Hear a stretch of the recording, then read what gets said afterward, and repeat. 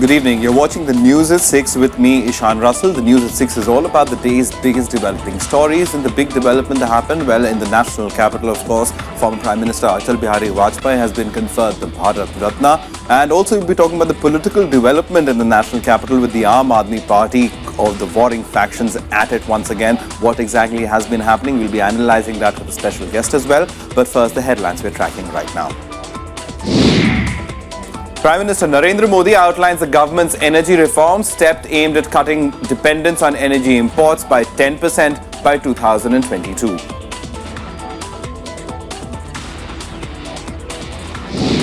Congress President Sonia Gandhi writes to Modi government on the land acquisition bill, says rights of farmers are non-negotiable for her party.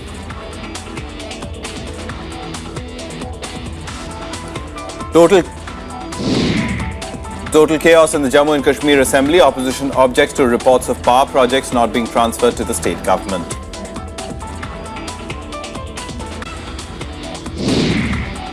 Crisis in the Aam Aadmi Party peaks. Senior leaders Yogendra Yadav and Prashant Bhushan allege that they are being forced out of the party.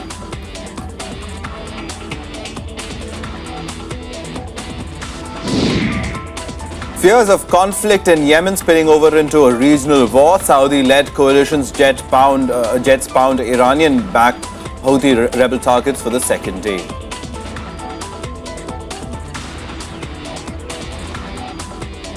A top story right now. The crisis in the Aam Aadmi Party seems to have reached a point of no return. Dissident leaders Yogendra Yadav and Prashant Bhushan launched a frontal attack on party chief Arvind Kejriwal, accusing him of stifling internal democracy and adopting unfair means to capture power. It now appears to be a matter of time before the leaders are sacked from the party. आप कहीं ना कहीं अरविंद केजरीवाल को राष्ट्रीय convener के पद से हटाने के षड्यंत्र The talks of reconciliation between the warring factions of the Aam Aadmi Party seem to have failed. The war of words between the Arvind Kejriwal camp and the dissident camp escalated on Friday, with the rebels Yogendra Yadav and Prashant Bhushan mounting a no-holds-barred attack, accusing Kejriwal of running the party like a dictator. हमने कहा था 17 तारीख को note देके कि अगर ये पांचों चीजों में न्यूनतम जो हमने डिफाइन किया है वो पार्टी स्वीकार कर लेती है तो ये नहीं हम हर पद छोड़ने को तैयार हैं. Both addressed the press on Friday where they claimed they were being forced out for demanding more transparency and internal democracy. उन्होंने बोला बाकी चीजें तो ठीक है लेकिन पार्टी के शीर्ष नेतृत्व के ऊपर अगर कोई सवाल उठता है किसी भी मुद्दे से वो मुद्दा तो आपको बिल्कुल मेंशन भी नहीं करना चाहिए. और बार बार यही बोला गया कि आप लोग इस्तीफा दे दीजिए बाकी चीजें हम लोग देख लें. अब ये हम लोगों को इस्तीफा दिलवाने की पेशकश बार बार इतनी जोर से क्यों करी जा रही है, किसके कहने पर करी जा रही है. The Aam Aadmi Party leaders, in response, accused the two founding members of lobbying with rival groups in anti-party activities. उन्होंने ये तो बताया कि हम कांग्रेस के साथ दिल्ली में सरकार बनाने की कोशिश कर रहे थे और इसको जब एलजी को चिट्ठी लिखी तब भी हम लोगों ने माना था. उसके बाद अभी जब ये स्टिंग वाली बात आई थी उस समय भी पूछा गया, उस समय भी माना था. पूरी राष्ट्रीय कार्यकारिणी ने और इसके लिए वोटिंग हुई थी ये बात उन्होंने नहीं बताया. देश के कार्यकर्ताओं को गलत संदेश और देश की जनता को गलत जानकारी नहीं देनी चाहिए, ये मेरा निवेदन है उनसे. All the mudslinging between the two factions came just a day ahead of the party's crucial National Council meet, with party sources claiming that the removal of the two dissident leaders from the party is imminent. Bureau Report, Rajya TV. And our correspondent Anu Dewan has been tracking all these developments that have been happening in the Aam Aadmi Party, and she joins us live for an update. Anu, very quickly, the first, as far as this crisis in the Aam Aadmi Party goes, that seems to be deepening, and the only option certainly left now is either the leaders get sacked, or is there any other way to end this acrimony? What seems to be emerging? Definitely, Ishan, after a day of the press conferences, it seems that the party is on the verge of breakup. Now the National Council meet, which is going to be held tomorrow, is a very crucial meet which can bring up a resolution against both of them, that whether they be in a party or whether they be in a national executive. Likewise, the sources say that the party is going to bring up two resolutions. First, the national executive, whether the both Yogendra Yadav and Prashant Bhushan be in national executive or not, the National Council members are going to vote, and that vote will decide whether they will be part of national executive or not. And the second resolution after this, if it's work out, then the second resolution can be whether they both of them be in a party or not. Like so, Ishan, I would like to say that tomorrow's meeting is going to be a very crucial meeting, as this meeting is going to decide upon the future of Yogendra Yadav and Prashant Bhushan in the party.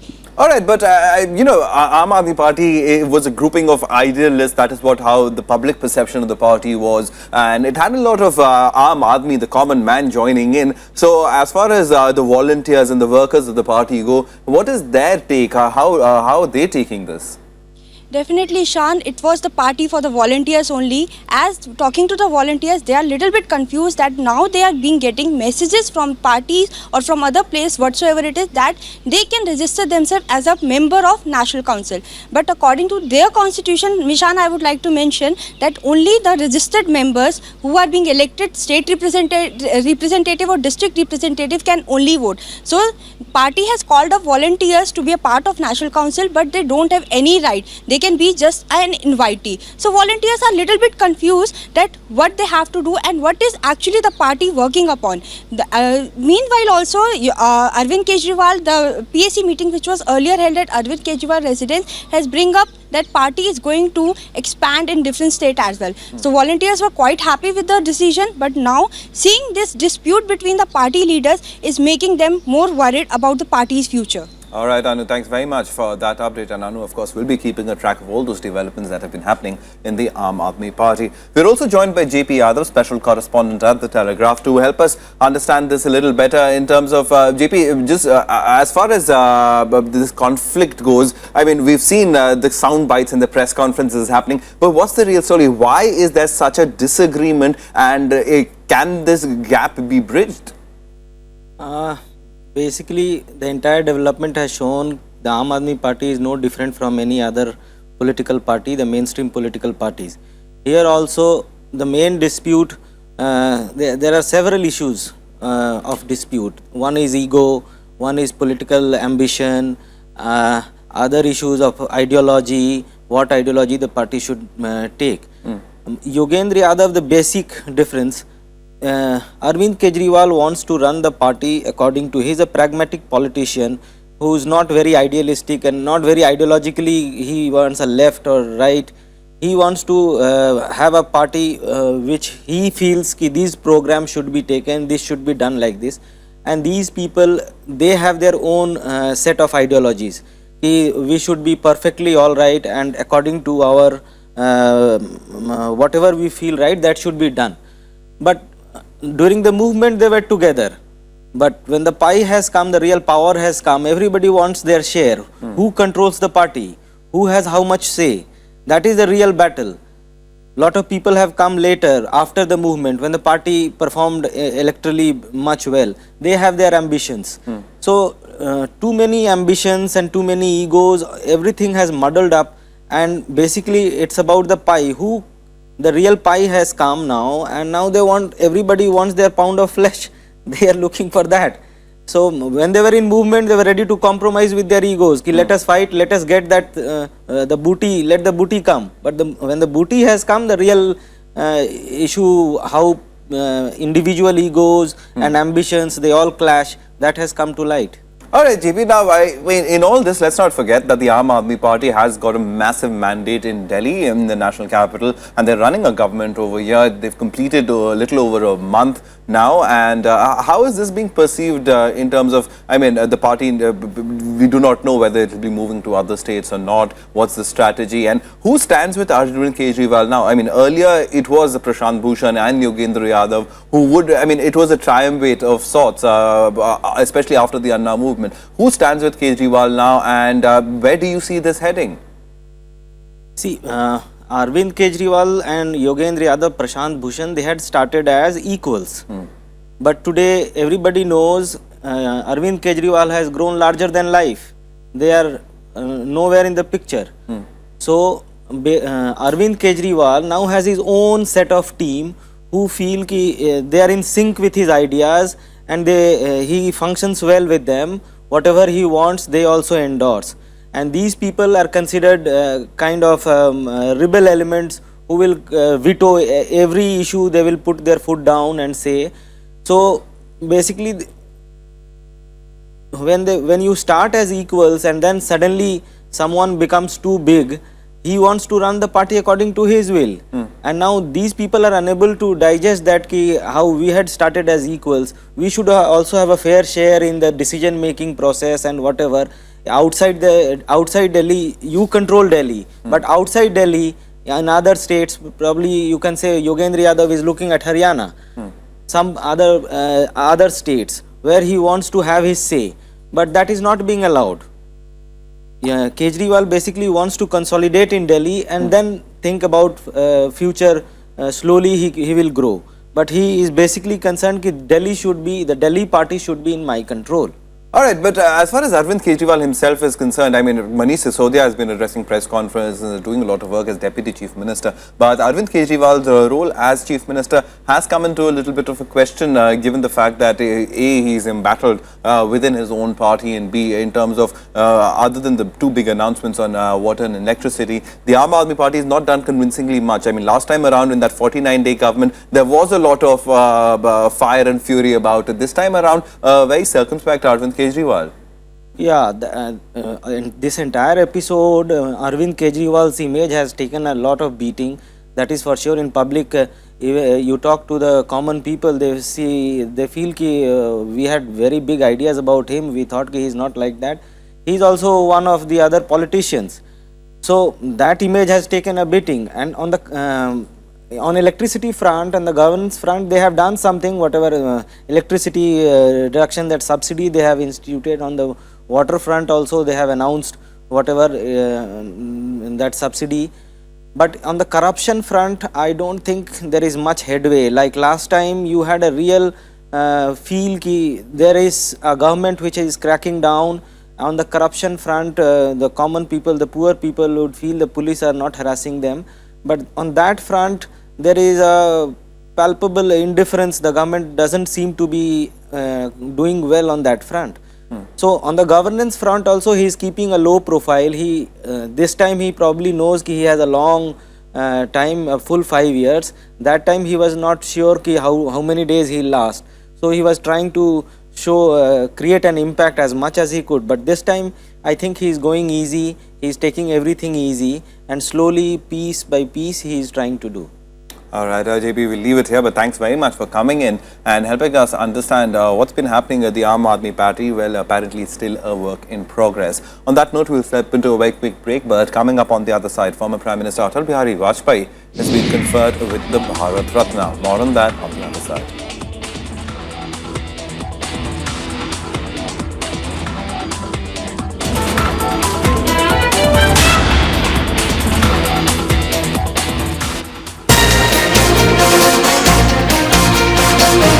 The crisis in the Aam Aadmi Party has escalated. Efforts to bring about a patch-up between leaders seems to be failing. Has the AAP crisis become unresolvable? Watch the big picture at 6:30 and 9:30 p.m. on Rajya Sabha television.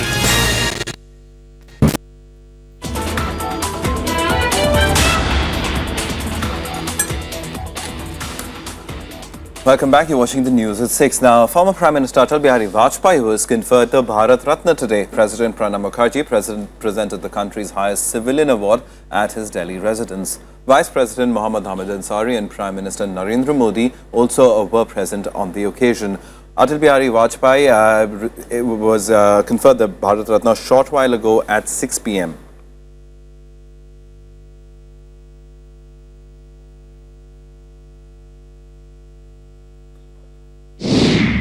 Atal ji का जीवन राष्ट्र को समर्पित रहा।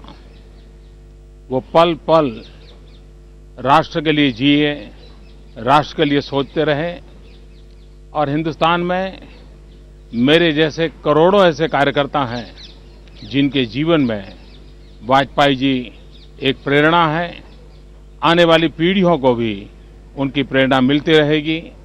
मैं इस भारत रत्न सम्मान पाने वाले वाजपेयी जी के जीवन हमें सदा सर्वदा प्रेरणा देता रहे, मार्गदर्शन देता रहे, यही प्रभु से प्रार्थना करता रहूंगा।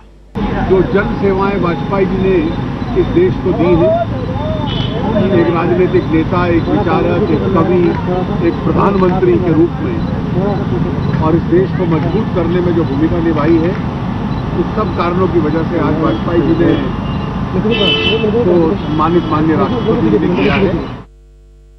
News just coming in. The Cabinet Committee on Political Affairs met a short while ago, and the decision that has in fact come out of this is that Rajya Sabha has been prorogued. We'll be getting inputs on that. That is the news that is just coming in. The Parliamentary Affairs Committee has recommended proroguing Parliament, and for more on this. All right, we'll be joined by our correspondent a little later. But this over the land bill, of course, that has become a contentious issue, and our correspondent Vishal Dhaya joins us to help us understand this a little better. Vishal, over to you. Well, Ishan, the Cabinet Committee on Parliamentary Affairs, which met just a short while ago, has recommended the proroguing of 234th session of Rajya Sabha. Now, technically, this means that the government has opened that window of opportunity for itself to go ahead and re-promulgate the ordinance on land acquisition bill.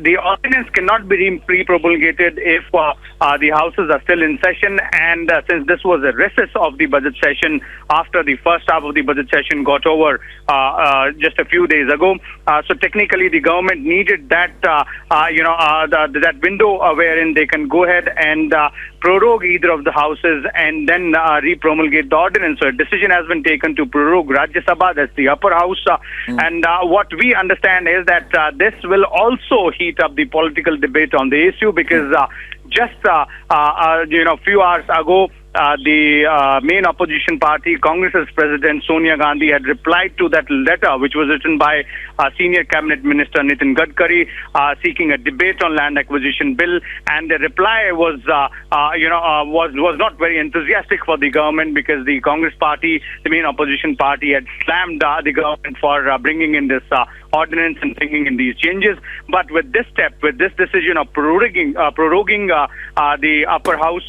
the government has made its intentions clear that it is in no mood to back down as far as land acquisition bill is concerned, and the government wants to go ahead and re-promulgate the ordinance now and try and convince the opposition parties, if not the main opposition party, then the smaller political parties, and try and bring them on board to the changes which it is bringing through that ordinance in this particular bill. So obviously the political debate is going to heat up, and we might see more arguments and counter arguments coming in from both sides, as the government and the opposition. All right, so the land acquisition bill still remains a contentious issue. As Vishal was pointing out, that Congress President Sonia Gandhi had written to Union Minister Nitin Gadkari saying that according to her, the farmers' interests were being compromised with this version of the bill, and therefore her party could not support it. So that kind of a standoff has led to this decision. Now, Vishal, thanks very much for that update. All right, moving on now, Prime Minister Narendra Modi on Friday appealed to well-off people to give up subsidized cooking gas. Addressing an energy summit called the Urja Sangam in Delhi, Modi also expressed his government's efforts in reducing dependence on energy imports by 10% by 2022. Pitching for an energy-sufficient nation, Prime Minister Narendra Modi has appealed to people to work towards cutting its dependence on energy imports. आज हम ऊर्जा के क्षेत्र में करीब करीब 77% import करते हैं, ऑयल और गैस और पेट्रोलियम सेक्टर में। क्या आजादी के 2022 के पर्व पर, अमृत पर्व पर, हम ये 77 में से कम, मैं ज्यादा नहीं कह रहा हूं, 10% इंपोर्ट कम करेंगे। Modi outlined his government's energy reforms in the past 10 months. He said they helped 2.8 lakh consumers surrender the LPG subsidy and effect a savings of over 100 crore. Modi also said the Petroleum Ministry will implement the world's largest cash transfer scheme in LPG in the next 100 days, mainly by implementing the Jan Dhan scheme to transfer subsidy directly to consumers. He also outlined the government's plan to increase coverage of piped natural gas from the current 2.7 million households to 10 million over the next 4 years. Modi said his government is committed to expanding India's gas grid network to cover untouched areas in the eastern parts of the country. हमारी इन कंपनियों को target करना चाहिए, जल्द से जल्द वो multinational बने, क्योंकि ऊर्जा का पूरा एक ग्लोबल मार्केट बना हुआ है। कई ऐसे विषय हैं कि जिसको अगर हम बल देंगे तो मैं समझता हूं कि हम इन चीजों को पार कर सकते हैं, और ये बात निश्चित है कि ऊर्जावान भारत ही विश्व को नई ऊर्जा दे सकता है। India spent around nearly 1.89 lakh crore on crude oil imports in 2013-14, making it a major contributor to the country's import bill. Bureau report for Rajya Sabha TV. The Jammu and Kashmir Legislative Assembly witnessed noisy scenes over the issue of state-owned power projects not being transferred back. The opposition termed it a betrayal of people's trust. The state government reasoned that the centre had ruled out the transfer. Chaos broke out in Jammu and Kashmir Legislative Assembly on Friday morning. It all started with opposition members from National Conference and the Congress entering the well of the House, alleging that Mufti government failed to get power project transferred to the state. However, things soon got out of the hands. जो marshals थे उन्हें धक्के देकर हमें निकाला वहां से, तो मुझे यहाँ पे जख्मी कर दिया। अभी मेरी ये जो बाजू है तो यहाँ पे भी दर्द मुझे कर रहा था कि अपनी बात कहने में तो कोई हर्ज नहीं, अपनी बात कोई भी करे, उनको सुनना चाहिए। जब अपोजिशन में थे यही लोग वहां पे तोड़ते थे, टेबल पर चढ़ते थे, कुर्सियां तोड़ते थे, बाकी चीज करते, मेज तोड़ते थे। The issue of state-owned power projects came up over the reports in the local press that suggested that centre had decided not to transfer power projects in view of financial and legal hurdles. The opposition led by former Chief Minister Umar Abdullah claimed the power projects were part of the Common Minimum Programme drafted by the PDP and BJP coalition, putting government on the defensive. जो दो projects वापस करने की बात है, जम्मू कश्मीर को देने की बात है, ये सी रंगराजन कमेटी में इसकी बात आई थी। हमने केंद्र सरकार के साथ बात की है, पावर मिनिस्टर से बात की है, केस अंडर प्रोसेस है, उसको एग्जामिन किया जा रहा है और अभी इसके ऊपर इस प्रकार का कोई फैसला नहीं हुआ है। The House reassembled after some time, but the opposition members remained unrelenting. Some of them again entered the well again, shouting slogans against the state government, forcing Speaker to adjourn the House for the day. Bureau Report, Rajya Sabha TV. The Tamil Nadu Assembly today adopted a unanimous resolution urging the centre to stop Karnataka from building a dam over the Kaveri River. The resolution moved by Chief Minister O. Pannirselvam was adopted unanimously by the House. It says Karnataka's move to build a new dam will violate the final order of the Kaveri Water Dispute Tribunal. The Chief Minister has also asked all state MPs to call on Prime Minister Modi and convey to him the concerns over Karnataka's move. Farmers across Tamil Nadu will sit on a day-long protest tomorrow to oppose the new dam.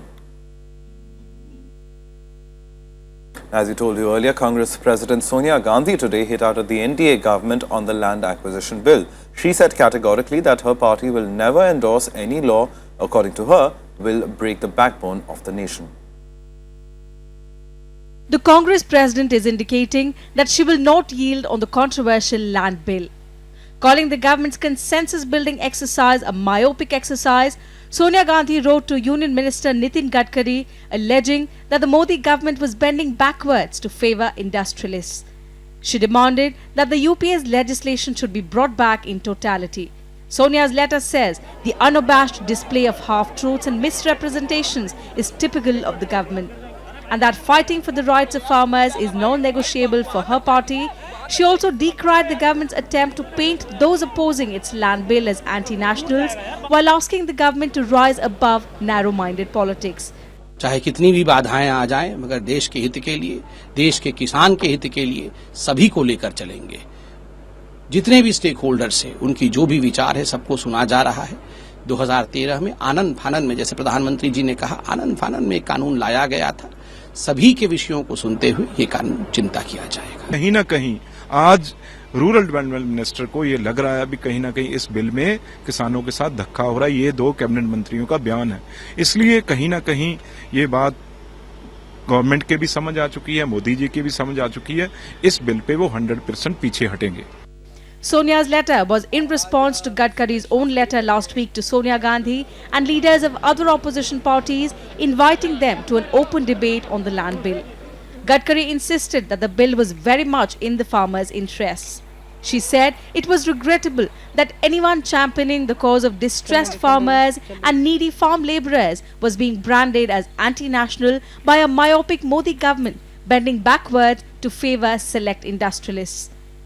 The letter also says that the fundamental difference between the Congress and the BJP is in understanding farmers' distress and loss of livelihood by acquisition of land without safeguards. Bureau Report, Rajya Sabha TV. Now, the bodies of the 2 naval officers in the Tuesday Dornier aircraft crash have been recovered off the Goa coast. Pilot Commander Nikhil Kuldeep Joshi was rescued by the fishermen and is hospitalized. The body of Lieutenant Kiran Shekhawat was found in the fuselage. She is the first woman officer in India to die in the line of duty. A board of inquiry will analyze the flight data recorders to ascertain the cause of the crash.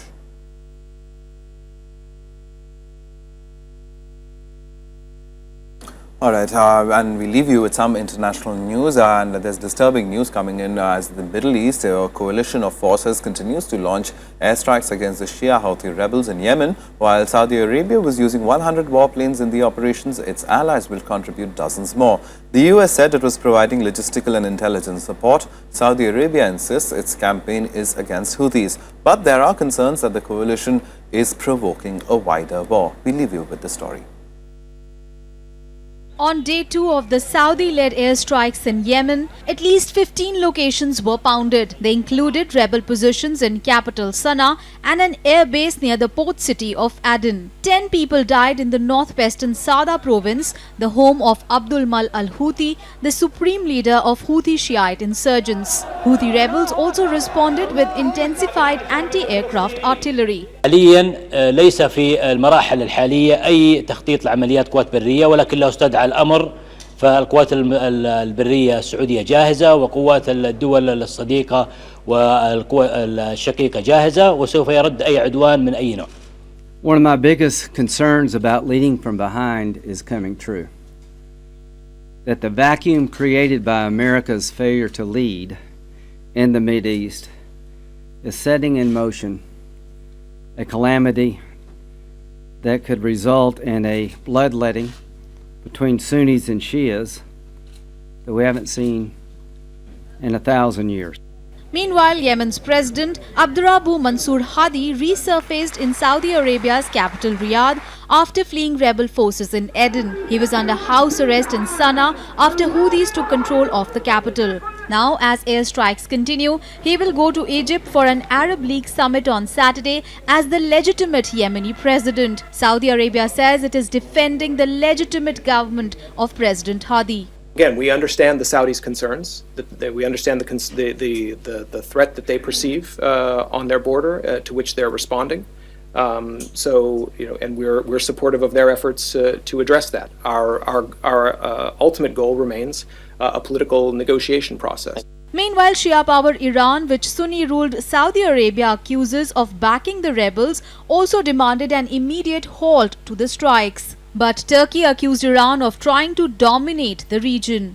Bir Şii-Sünni çatışmasına bu dönüşmüştür. Ve biz bu mezhepsel çatışmaların hiçbirine olumlu bakmıyoruz. Bunların karşısındayız. Düşünün ki Yemen kendi içinde maalesef bir bölünmeye doğru gidiyor. The Houthis say their aim is to replace Hadi's government, which they allege is corrupt. Hundreds of them staged a rally in Sana'a after the Thursday airstrikes that killed 18 people. The conflict that pulls in regional powers could disrupt global oil supplies. Already, the price of Brent crude rose almost 6% after the strikes began. Bureau Report, Rajya Sabha TV.